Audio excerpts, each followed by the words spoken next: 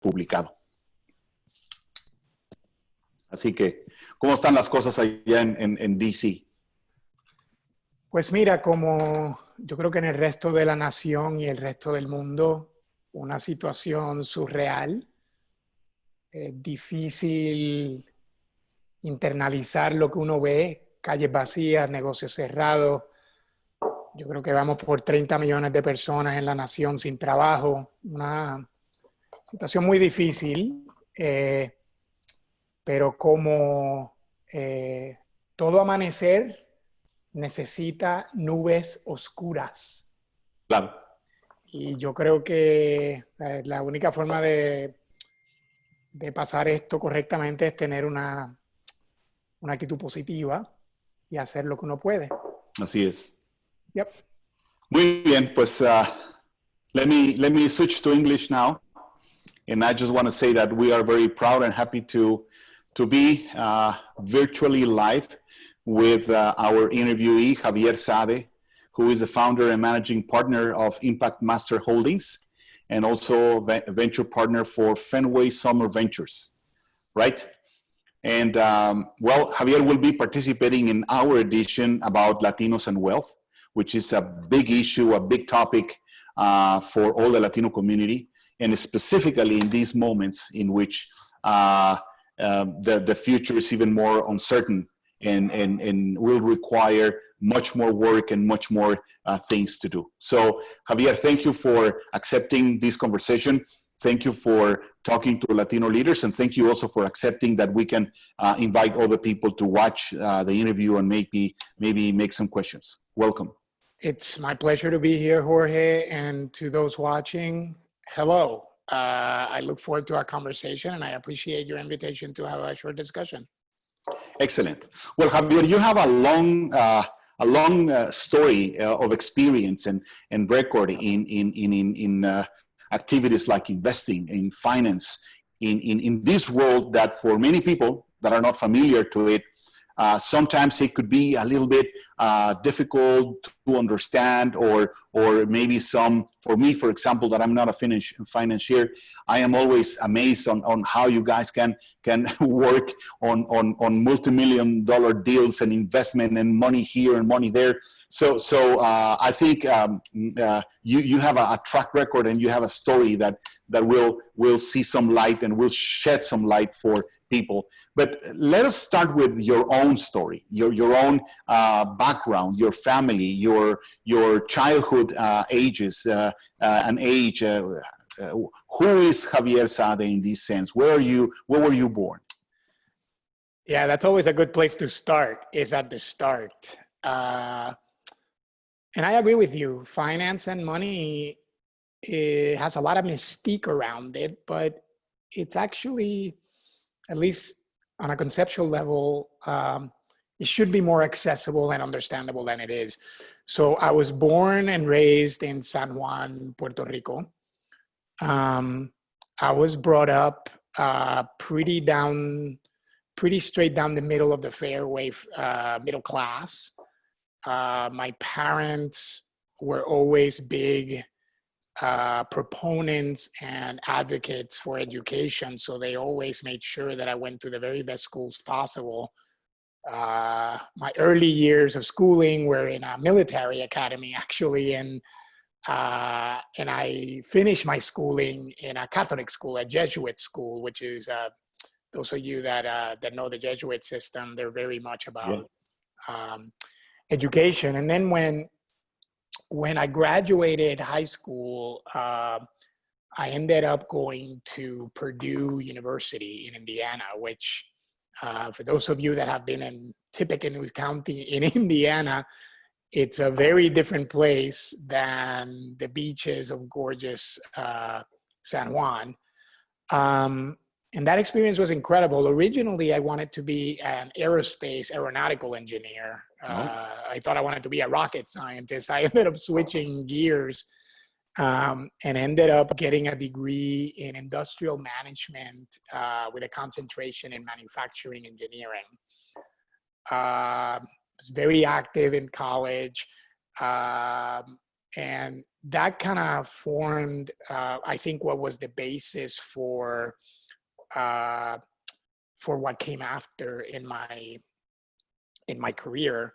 There were very few Hispanics, and kind of growing up in a place like Puerto Rico, I never thought of myself as a minority because 100% of the people were Puerto Ricans. Yeah. And as I have kind of gone through my phases of life, I realized how in fact we are minorities. Of course. So, Javier, yep. what was your personality? What kind of kid were you? Were you those very, were you sportive? Were you more introspect? What kind of hobbies or sports did you practice? And also, what were those, when you are growing up and you have those dreams in which you dream and the classic question from your parents and tíos, ¿qué vas a hacer de grande, right? What were you thinking at that time? So I think honestly, my personality hasn't changed at the core that much. I was very ADD and I continue to be ADD. I played a lot of sports. I played football, I played baseball, I was a Boy Scout. I tried all kinds of things. I was in the National Honor Society. I love to tinker with things.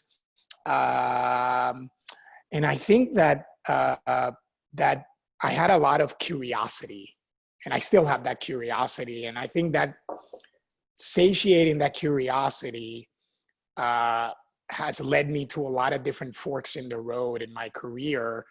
And I think one of the things my parents instilled in me early on was the space to actually try things. And in many cases, you fail, right? Like I've had professional failures. We can go into that in a second, but I was very much about trying new things. And because I was very open to trying new things and meeting new people, I ended up in roads that typically somebody with my upbringing would end up in. In my first job out of college, I ended up in a management training program at a Fortune 100 company called Abbott Laboratories, a big pharmaceutical company, which is recently in the news because they're one of the leading potential players in developing a diagnostic test for COVID. I think they have a big operation where you are in Dallas, in Irvine. Mm-hmm. And I spent kind of the early part of my career there in very heavy operational supply chain and engineering roles across the whole company. And that was almost like a school, right? I learned about cost accounting. I learned about inventory control. I learned about designing manufacturing plants. I learned about regulations. While I was in Abbott, I ended up getting a master's part-time, mostly because I had a mentor, and I think mentors play a big part of anyone's career and kind of personal advancement. And he encouraged me to apply, and I ended up getting a master's in operations and technology, thinking I was going to stay in the world of operations and technology. When an opportunity presented itself for me to go to Booz Allen and Hamilton, which is a big consulting firm. And the first boss I had at Booz Allen was a Hispanic guy, one of the very few ones there, a Nicaraguan, who had gone to a Jesuit school in Nicaragua and who had attended Harvard Business School, which is where I ended up getting my MBA. And at this point in my career, I'm earning pretty good money. I already have a master's degree. I thought I'm all set. I didn't want to. So reluctantly, I applied. And to much of my chagrin, I ended up getting into what was an amazing place. And then after my first job after getting my MBA at Harvard was as a McKinsey consultant. So it was still a consulting firm, but a little bit different. And if I were to look at my career, kind of the foundation of my career had nothing to do necessarily with, the business of money or the business of capital allocation. I mean, at the end of the day, I manage budgets. I advised people on M&A and things like that, but I was not in the business of that. So the first third of my career was very much about pure business and operations and advisory work at the corporate level. I can talk to you in a second how I ended up serendipitously in the world of finance. But yeah. Now, someone that has worked in places like yours, especially McKinsey, brings me the idea that I have the impression that people that work in these kind of firms are very hectic, very produce oriented, very smart. They think in solutions and they think in this quick world. What is that your case, and how that is linked to the interest in finance and investing? Well, yes, I think in places like that, in places like Harvard or McKinsey, where everybody is invariably smart, talented, ambitious, competitive, all that good stuff that makes for good leaders and people that want to accomplish things, you end up realizing that, where in my life before, I was usually the best performer at whatever I did. And now all of a sudden I'm kind of in the average because everybody's so good. And that actually, I think, provides fuel for you to perform. And you're right. I mean, a place like McKinsey, you're working 70, 80, 90-hour weeks. Very, very tough jobs. They're very well-paid jobs, don't get me wrong. But, it's very, very difficult. The questions you're grappling with are things like, shutting down a division of a large, $20 billion company to should we buy our competitor, big decisions. And those decisions typically have to be done quickly. So the reason why those things are pressure cookers, and I think it's similar in investment banks like Goldman Sachs or Morgan Stanley and so some of the better known ones, is that usually you have a very short thread in which to actually execute a particular thing. How I ended up going from essentially business consulting and business management to finance was when I left McKinsey. As I was trying to figure out what I wanted to do, my first role was to help sell a biotech company because I had a lot of experience in pharmaceuticals. And in the process of helping the CEO package up the company for a sale, I got to meet the chairman of the board of the company. And at this time, I'm like 28 or 29, young kid. And the chairman of the company literally said, "Hey, I think you'd enjoy investing. Let's explore." And, again, I had always looked at this growth capital and private equity and venture capital worlds with interest. But this guy took a complete flyer on me, and I ended up joining his firm, a firm that no longer exists. It was called the Paradigm Group, based in Chicago. And that's where I kind of learned the craft of investing. But I think at the end of the day, allocating resources, that could be people, that could be capital, that could be time, right? The things that you put into a mix for productive use are basically the same. Like you have to come up with a logical thesis and perspective as to why you want to pursue a path. And once you decide that's the path you want to pursue, then putting together the best, most efficient way to get there. What's interesting about that first role I had at Paradigm was that it was also my first entrepreneurial experience. I ended up starting or co-founding a company called Air America Media, which for a while was quite the little juggernaut. And, at the same, I basically had a foot in the canoe and a foot in the dock. I was investing money and investing in companies, but at the same time I was starting one. I ended up selling that company eventually, staying on for a little while. But at the end of the day, I think the world of finance and capital allocation and the world of business management, what separates it is, are you on the governing structure, allocating resources, or are you actually executing those things? So that's kind of a distinction I would make. Now that you talk about these, how many Latinos do you know that grew up with you in your generation that ended up doing things like you? A handful. A few, from Puerto Rico, very, very few. What I can tell you I'm typically the only Puerto Rican anywhere I go. I was the only Puerto Rican in my management training program. I was the only Puerto Rican in my Booz Allen office. I was one of 2 Puerto Ricans at Harvard Business School. I was the only one at McKinsey, and definitely throughout. There's very few, and I think that has nothing to do with capability or experience or capacity. I think like in my case specifically, it was serendipity.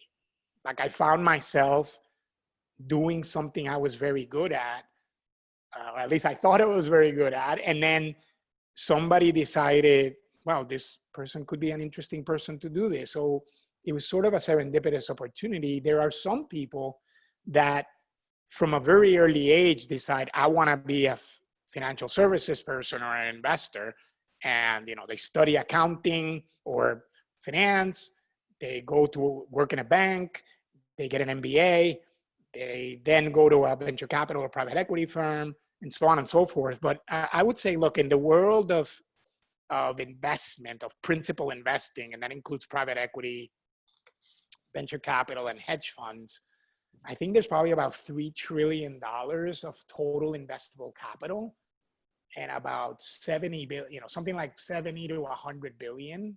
So a tiny, tiny fraction is managed by minorities. That includes African Americans, right? If you slice it further, it's a very, very tiny amount. And it turns out, I think this is a thematic that I've experienced, throughout my life, is that if somebody's good enough to get into a seat at the table at those places, is because they're probably running twice as fast. I would say the same thing about women.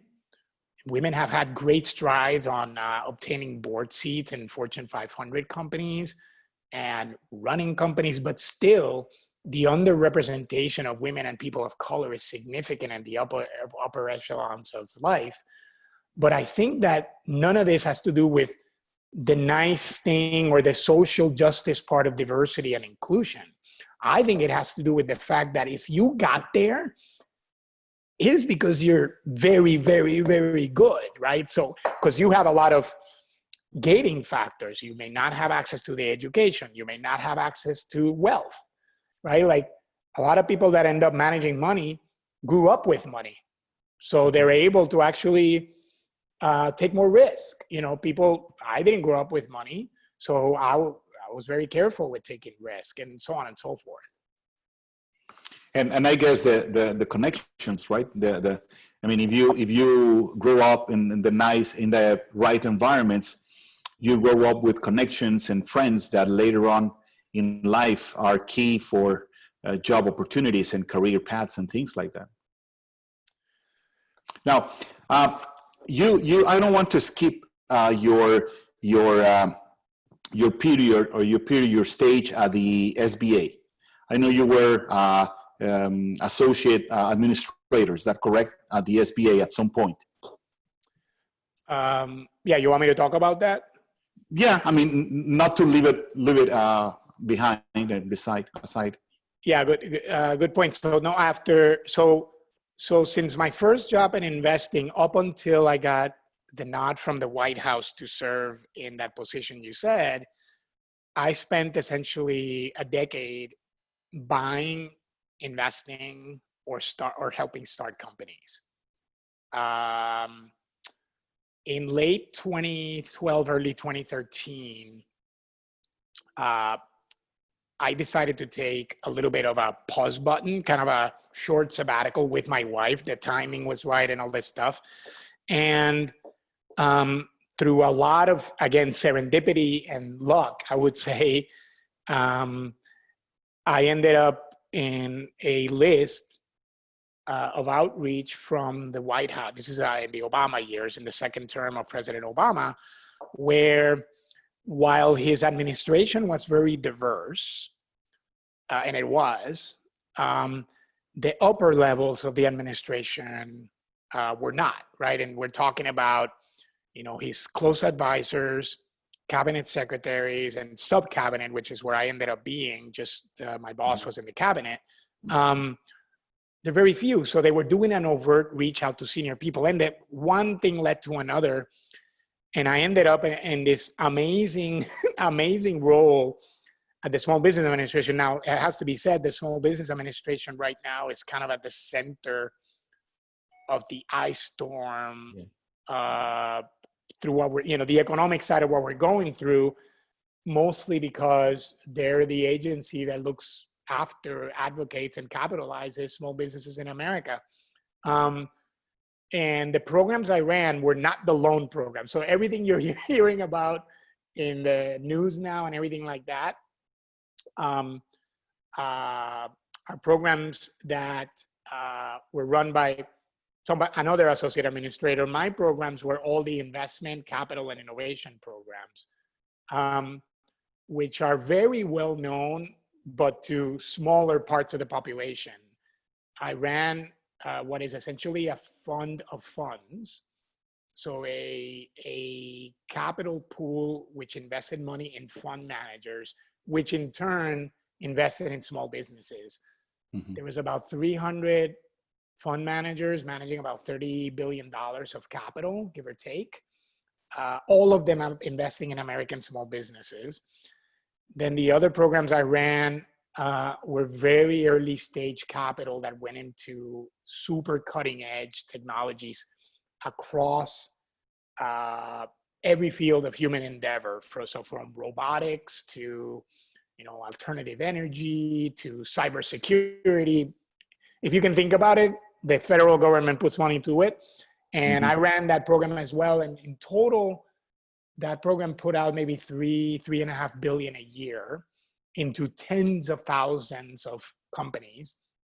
And I think because I had this atypical experience set to be in that kind of role, typically when people get in those roles, they grow up in the political side or, in a think tank making policy. I was a business person. So I ended up getting pulled into all these really interesting policy-making bodies at the White House and interagency bodies that mostly touch the intersection of the economy and specifically the new economy, digital technology, the promise and peril, right? That there's good and bad of those things, and small businesses and inclusion, specifically underserved communities, which are heavily populated by minorities, of which the majority now are Hispanics. Yeah. Now, what is your role now? We know that you're on top of these two companies, but you, in conversations that we have had, you have told me you have operating many other companies, of course, and you at some point you have some visions for specifically investing in the technology side and things like that. Could you bring us up to date on what are your visions as an investor now and what you're doing in your role? Yeah, so I am currently I'm a venture partner in a fund that invests in early stage companies, so startups that are innovating at the intersection of finance and technology. People love to call it fintech. So, digital banking, investing through your phone, technologies to detect fraud, broadly defined financial services. And then I have my own little vehicle in which I invest in all kinds of different things based on not only invest, but I also advise companies and help people start things. And because of kind of the varied career I've had, I end up getting pulled into all kinds of different projects and things of that nature. I think the asset management world, it may be worth explaining a little bit as to how it works. Usually when you hear about a private equity firm or a venture capital firm, the money they're managing is not, it's the vast majority of the money they have is not their money. It's usually a pool of money, like a public pension fund. And ultimately who contributes into a pension fund are pensioners, policemen, teachers, and things like that. So ultimately, if you really kind of peel the onion, who capitalizes the innovation economy, or kind of, let's call it Silicon Valley for lack of a better term, but also buyouts and carve-outs and things like that, are ultimately millions and millions and millions of people that put their money in endowments, pension funds, public trust funds, and so on and so forth. Private equity and venture capital are intermediaries of that money. So they're paid, the way the business works is that you're paid a fee to manage the money, and you're incented to turn a profit by getting a cut of the profits. So that's generally how it works. Now, it's very difficult to make money. Let's put it, let's make that very clear. And it's difficult because everybody's trying to make money, right? In the world of stocks, which more people can visualize a little better, you're really boiling the ocean, right? And what's happened in the world of stocks is that more and more of the money going into capital markets are going through these passive vehicles that pay a lot less fees, essentially buying, instead of buying in specific stocks, stock picking, for example, saying that, well, I'm not going to invest in Microsoft, I'd rather invest in Google, or I'm not going to invest in Boeing, I'm going to invest in Airbus in France. You basically buy all of the companies because it's been found, and if you're a very good investor, you're going to beat the market, but it's been found that in general, you're better off just buying the whole market. And there's all kinds of easy ways to do that now. But back to the generation of returns, in the public markets now, retail investors, so you and me and kind of people, compose a very tiny fraction of the money that goes into markets, right? So when you think about a company like Google, who owns that company? Yeah, it's millions and millions of shareholders, but the money goes through very big asset management firms that in turn have stock holdings in the billions of dollars. So it's a relatively complex kind of machine, but when you really peel the onion, on the one side, you have customers buying the product from the productive actions of a company. And on the other side, capitalizing those companies are those same people. And the reason I'm bringing this up in that way is because that's why you're seeing the incredible damage to our economy right now, is because the same people that essentially pay taxes, buy products, provide the capital to pension funds so that private equity people can invest it, are the same people on the other side of the equation. So it's a very, very complex, interconnected set of issues affecting our economy right now. Now, in that sense, it is out there, the general perception that the certain minorities, and specifically the Latino community, has been typically being left if not completely out, but lagging in terms of access to capital, investment in their own projects, wealth creation. Why is that? I mean, you are an expert. You have seen the markets and these financial operations from many different aspects and sides. What's your explanation on why Latinos are still lagging when it comes to wealth creation and wealth management and things like that? It's a question for the ages. It defies logic, right? We are now 60 million people. In 2040, 20 years from now, we're going to be 100 million of us. Uh-huh. Our median age is 27. The median age of America is 40. So we're younger. We're more. If the American-born Latinos are even younger than that, but let's leave that aside for a second. Many more of us are graduating college. I think the last statistic I saw was that the dropout rate out of high school had gone from like 3 in 10 to 1 in 10 in the last 20 years. That something like 3 million Latinos graduated college in the last 5 years, as opposed to 1 million. All the trends are moving in the right direction conceptually and empirically.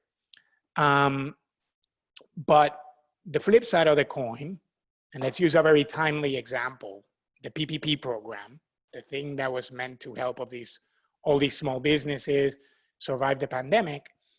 The first tranche was for $350 billion billion. Only less than 4% of that went to minorities of any color, 4%. Furthermore, just to put up for kind of a placeholder on that, there are 30 million small businesses in America, out of which a little over 5 million are Hispanic owned. The vast majority of them are on the smaller end of the spectrum. And in an economic situation like we're in now, if you're small, the smaller you are, the quicker you need capital, right? And the least amount of capital you need, right? Because if you're a muffin stand, a taco stand that sells $80,000 worth of tacos a year, you may only need $5,000 to survive. Yet, this is where I'm going with, I think, one of the structural issues that has held us back is that because we have had a lack of accessible wealth and a lack of risk-taking resources, it has hampered our ability as Hispanics and Latinos to access capital. And that becomes kind of it's almost like a self-fulfilling prophecy, because if you think about the business of a bank, right? Switching from venture capital and private equity, banks, which everybody for the most part understands, the reason banks exist is because they're able to lever up their capital with consumer deposits, right? When you check the last interest rate you got in your deposit, it's like tiny, right? 0.1%, 0.2%. That's what the bank is paying for the capital. It's essentially free capital, right? So as banks have become bigger over time and consolidated over time, I think the statistic now is that the largest 50 banks in the United States have 71 cents of every dollar of deposits. There are 5,000 banks in the US. Let's put it in perspective, right? So 0.1% of all banks have 70% of the assets. And what does that mean? Well, that means that for them to lend money to small businesses, and let's stay with me that Hispanic businesses are typically smaller than the traditional general small business. Well, a bank is very difficult. A bank would rather do a $1 million loan than it would a $50,000 loan, because for the most part, it costs the same to do it, right? Well, $1 million is much more than 50. What I mean is that the work that goes into due diligence and looking at financials and all that stuff. So then you have kind of this structural thing built into the system that even if you're good, even if you have the education, even if all this stuff, you have a structural disadvantage. The second and last, there are many reasons, I think, but the second thing which I think is worth noting is that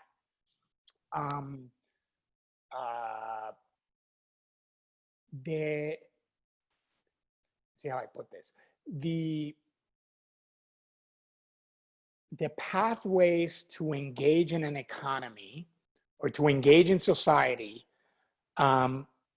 are complicated and start at birth, right? So if you are hampered because of discrimination, implicit and explicit bias, your parents were immigrant, whatever, to leading you to not be able to afford the best house and end up in a bad neighborhood, which means that you'll go to a bad school, less than good school, which means that you won't, if you go to college, you won't go to the best one. So the pipeline of, the pipeline to prosperity for people of color, and Hispanic specifically, is very, very complicated and difficult to overcome. Now, in your in your experience, of course, on the other side of the coin, we have a certain part of the Latino community and Hispanic community that has evolved.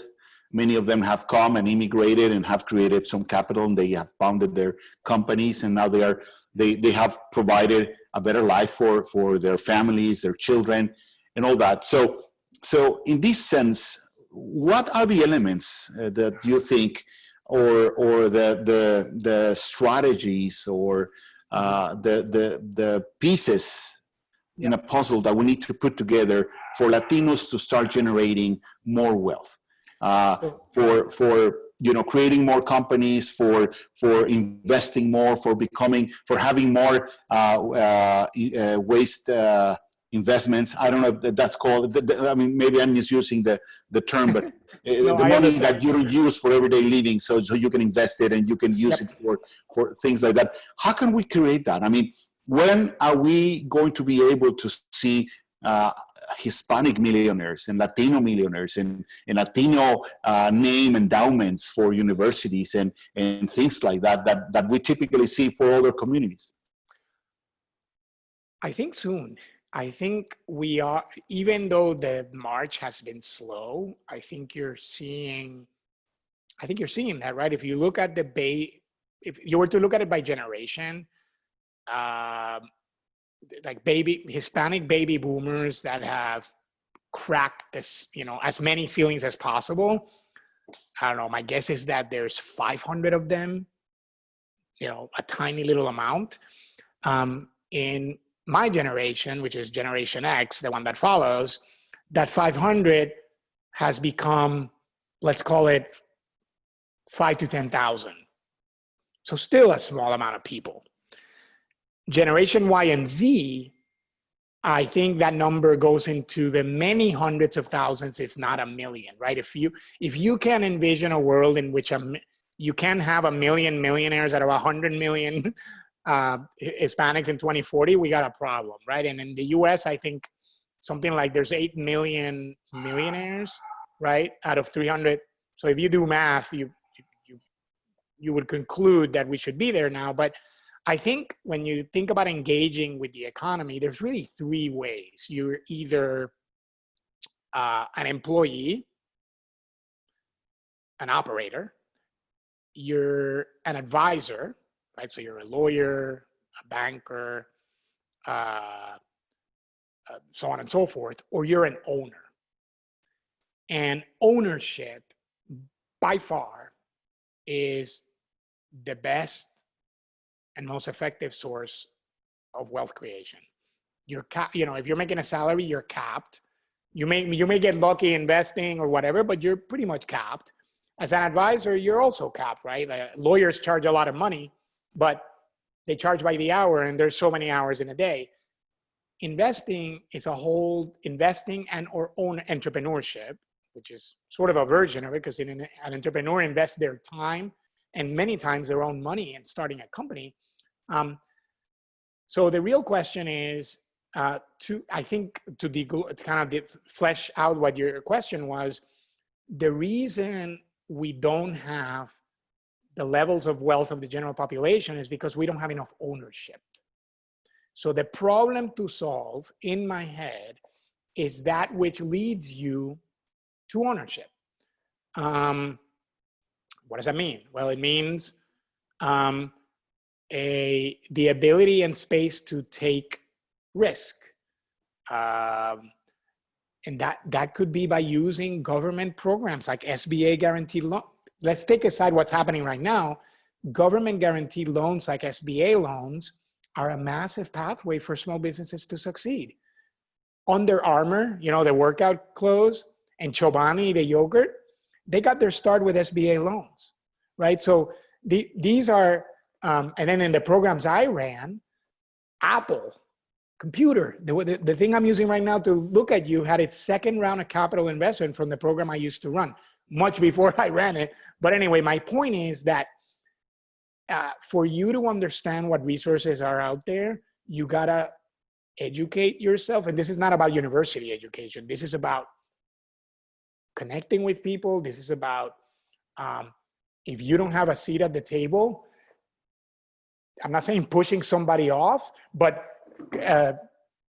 squeaking a seat in and getting that table. Because at the end of the day, all you need is that one small chance.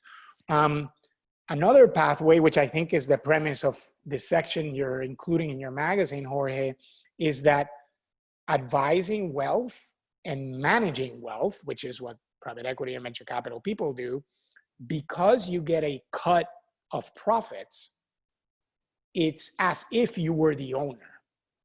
So the financial services industry, a few areas of it actually offer people that have nothing, just a good head and solid disposition and willing to go put a knife in their mouth and go hunt, the ability to make ungodly amounts of money. But I don't think that's at the end of the day, you know, money is not the end point. It's a nice marker. I mean, trust me, it's better to have it than to not have it, for sure.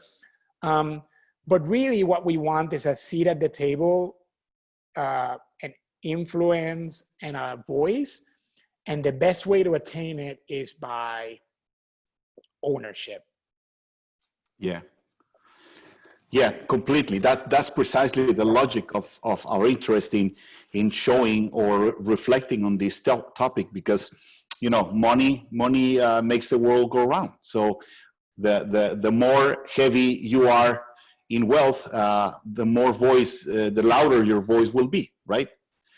So trying to wrap up the conversation, Javier, to illustrate. I mean, we have already talked about your path, your visions on why, some reasons on the situations in which we are. How do you see the future? What reflections of visions do you have for the future for the Latino community? I mean, maybe a mix of wishful thinking and a mix of the trends and the paths that you are already observing in the Hispanic community. I think Latinos are gonna I don't know if we're gonna over-index in absolute terms, or we're gonna over-index from where we've been, specifically Latinas with an A. Latinos start businesses at a rate that's twice the general population. Latinas with an A, 3 times. Wow. As I said, we're much younger, and youth means time. And time, in the parlance of money, means pathway for compound interest to build. So I am very bullish about what the future holds. I also think that if you think about what 100 million Hispanic consumers mean, who understands them better than us, than Hispanics? So when you think about people trying to sell products to them or engage them or whatever it is, more and more organically, not through diversity and inclusion initiatives, not through any kind of social justice or ESG, environmental, social, and governance initiatives, organically, because there are so many of us that are now so well prepared. Organically, I think you're going to see more and more opportunities being filled by Latinos. I think you know, Jorge, I'm a member of the the Latino Corporate Directors Association. Mm-hmm. Yeah. And they put out reports. And if you think about, you know, in corporate America, you either govern the company or you run the company. And in the governance structures, something like 1.7% is some dismal number. 1.7% of the board seats of the Fortune 1000 companies or Global 1000, some measure of the biggest companies in the world, are occupied by Latinos. It's incomprehensible that we are there, but I can't envision a world in which we go down. You know, maybe we won't be 20% of the board seats, because that's generally what we are of the population. But there is positive momentum even with the with COVID, and after the 2008 crisis, which was very different. That was born out of excess risk in the financial system. This was biology, very different. But if you really look at who brought us out of that problem, were minorities. They're the ones that were taking the jobs. They were the ones entering the workforce. You know, there was a lot of pain that happened in that recession, but Hispanics were huge in getting us out of it. And I think that's going to be the same here. So while there are a lot of hurdles, I think the future is bright, and I'm proud to be a little part of it. Sure. Well, I think we have a very good conversation with you. I think we have covered most of the topics that we wanted. I just want to ask you, do you want to say something else to finalize, or do you think any topic that we didn't cover that is important? I really appreciate you taking the time with me.